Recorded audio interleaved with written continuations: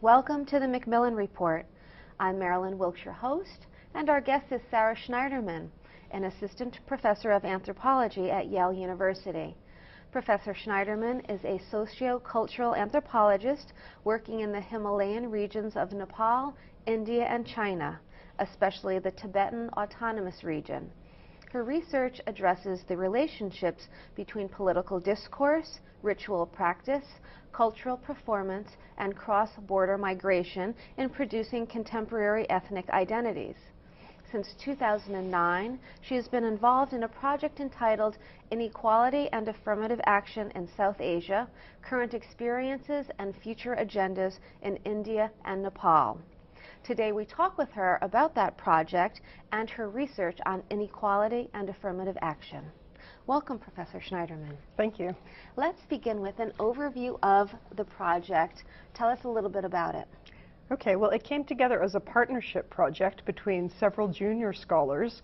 We were all based in the UK at the time because I completed my postdoc at Cambridge University just before coming to Yale.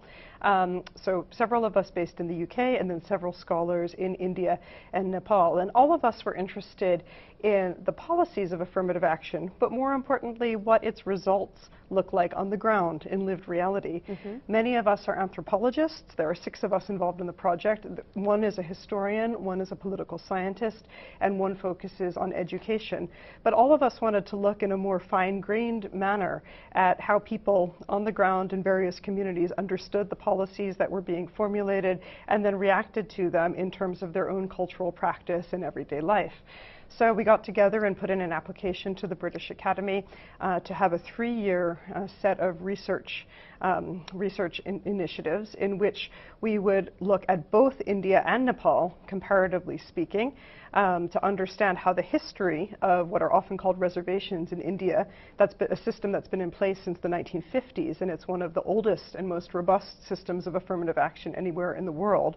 What we wanted to understand was the implications of that history for current debates in Nepal, which is currently in a moment of state restructuring. There's been a 10-year-long conflict, which officially ended in 2006 between the state and Maoist insurgents. And in the wake of that post-conflict settlement, a new constituent assembly was elected. And one of the major agendas of that new governing body in Nepal has been to develop the country's first ever system of affirmative action. Because Nepal is located adjacent to India and has a great deal of cross-border historical connections and also contemporary flows of people and ideas and so forth, it seemed like a natural thing to do to bring the conversations which have been ongoing in India for a long time about these issues into the discursive environment in Nepal. Of course, some of that is already happening at the policy level, but what we wanted to do was to bring a rigorous scholarly perspective to bear on some of these policy debates, and particularly an ethnographic perspective.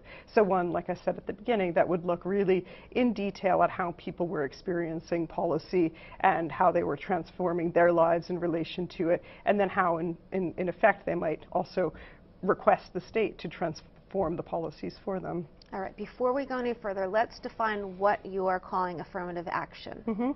Okay, well, this is a term which can often be very controversial, and it's taken to mean different things in different parts of the world. In India, it's largely been discussed as equivalent with positive discrimination. So basically, any measure which, all other things being equal, gives special benefits to people of certain recognized groups because they're perceived to have a past of discrimination and not equal access to often government resources, jobs, education, and so forth. So affirmative action actually refers to a broad range of possible initiatives, some of which can be positive discrimination, as I just described.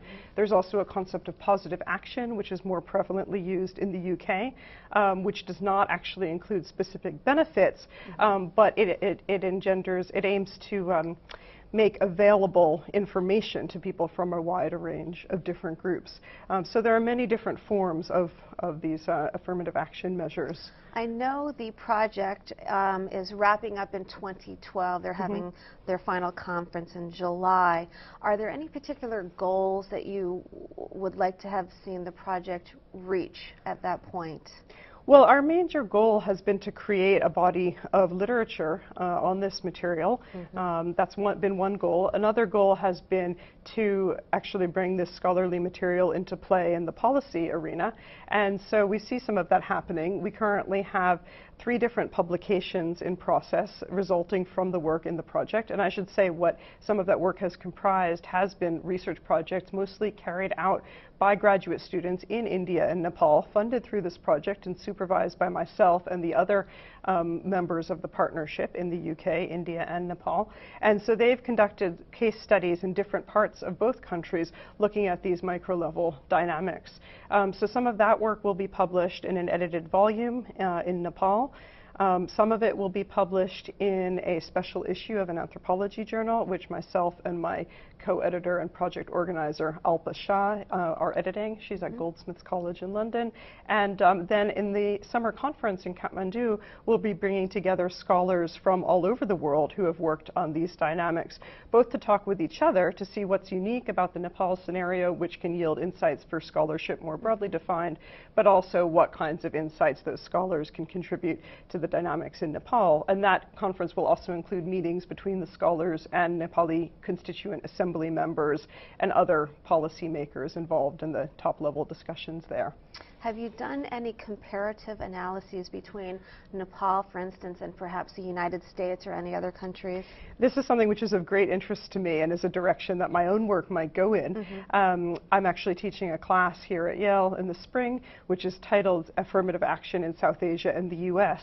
And so through that class, I'll be beginning to look at some of that literature. Of course, the comparative project is really important, and there have been scholars who have looked at particularly the example of India in relation to what it might offer to the US, but most of that analysis has come from quantitative perspectives, so from sociology, political science, economics, looking at the numbers. Does affirmative action actually increase people's socioeconomic standing?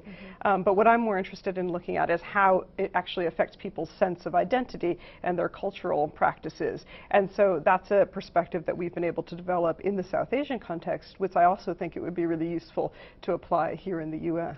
Okay, I know you believe that there should be affirmative action, especially in Nepal. Can you kind of extrapolate on that a little bit, why you feel that way?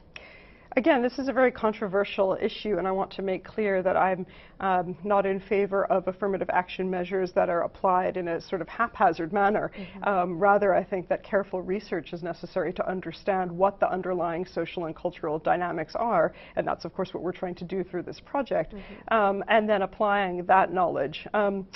Part of the issue in both Nepal and India has to do with histories of classification, how people are actually classified so that they fall into categories that could be beneficiaries of affirmative action.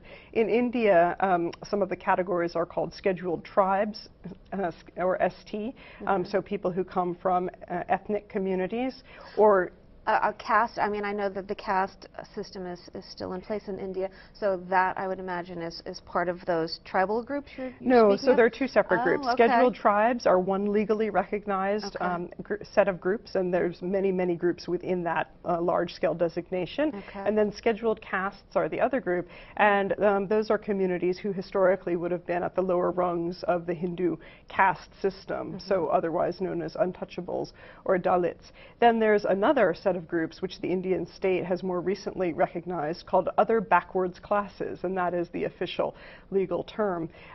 So what happens through all of these processes of state recognition is that people actually have to prove their eligibility for belonging to one of these groups, and that leads to all kinds of cultural politics that can be very difficult and divisive.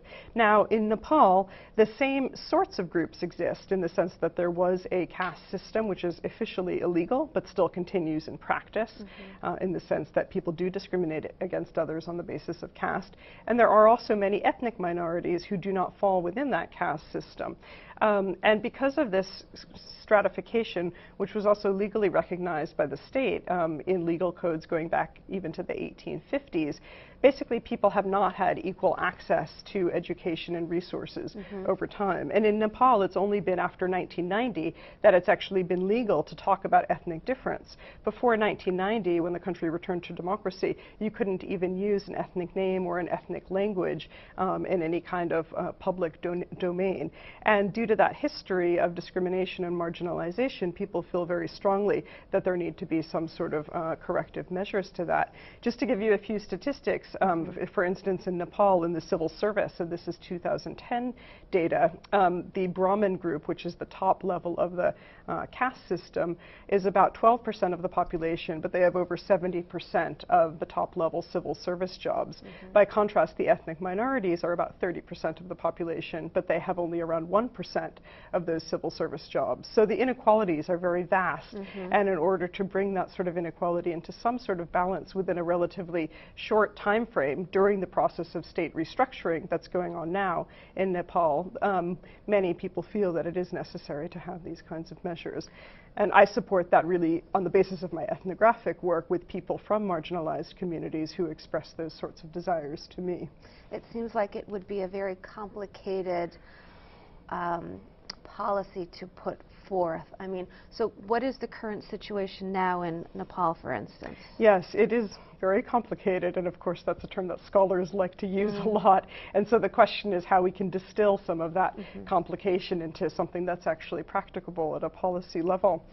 In Nepal, there has been a constituent assembly, so basically a governing body which is at once meant to govern but also to draft a new constitution. That has been in place since 2008, after elections were called for the first time in over 10 years. And they were supposed to draft a constitution within 2 years, but they missed that deadline. Then it was 3 years, they missed that deadline, and now they're continuing to work on that. And one of the main divisive issues is this question of affirmative action, how to actually set it up in a way that accords people who were discriminated against in the past a fair chance without creating new forms of discrimination against members of the previously dominant group. So this is a subject of very active debate, and it's in tandem with the discussion about state restructuring. So Nepal was a unitary state in the sense that it had no states or federal structure like we have here in the US. It was just one homogeneous polity, and now the idea is to break it down into 14 different provinces, each of which might in fact be governed by an ethnic, the ethnic group that is dominant in that area. But as you can imagine, this is also very controversial. And so the question is, how can equality actually be assured in a way that doesn't actually fragment the state